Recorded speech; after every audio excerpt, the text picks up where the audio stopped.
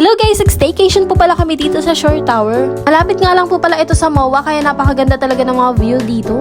One day and one night nga po pala kami dito guys. Napakaaga nga po pala namin gumising kasi kailangan 1 PM nandun na kami dahil sayang yung oras. Grabe sa sobrang init guys, hulas na yung pawis ko at nilalangaw na ako kasi hindi talaga ako naligo. Saktong 1 PM nga po pala kami dumating dito. Alam niyo ba guys na dito kami sa 11th floor naka-check-in. Pero dahil mabait si Sir Jobs guys, alam niyo nilagay kami dito sa 2nd floor. Kung saan nasa harapan na namin yung mga pool, yung playground, at hindi na namin kailangan bumaba ng elevator. Tingnan niyo naman yung unit na pinaglagyan sa amin guys. Paglabas mo ng balcony guys, ayan, meron ng pool. Thank you so much talaga Sir Jobs. Sobrang na-appreciate po talaga namin to.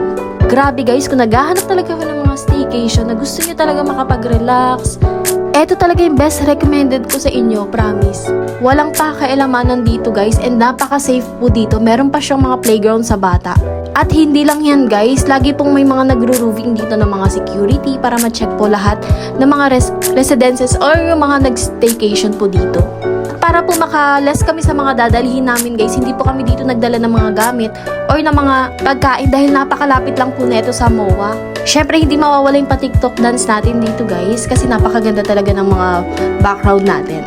No need na po kayong magdala ng kahit na anong gamit guys, kumpleto na rin po sila dito sa mga utensils and sa mga ginagamit na panluto. Ang dadalhin nyo na lang po is yung pagkain or pwede po kayo ditong bumili sa baba. May malapit din po pala ditong mga SB, mga Alphamart, and napakalapit din po ng MOA dito kaya sa Pure Gold po kami bumili para mas makamura kami guys.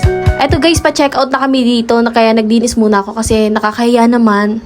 Napakabait ni Sir Jobs kaya bago namin iniwan yung unit guys, nilinis muna namin. Kaya kung naghahanap kayo ng unit guys, search na lang po yung page ng Shore Tower. Ayan, thank you so much! Thank you for watching!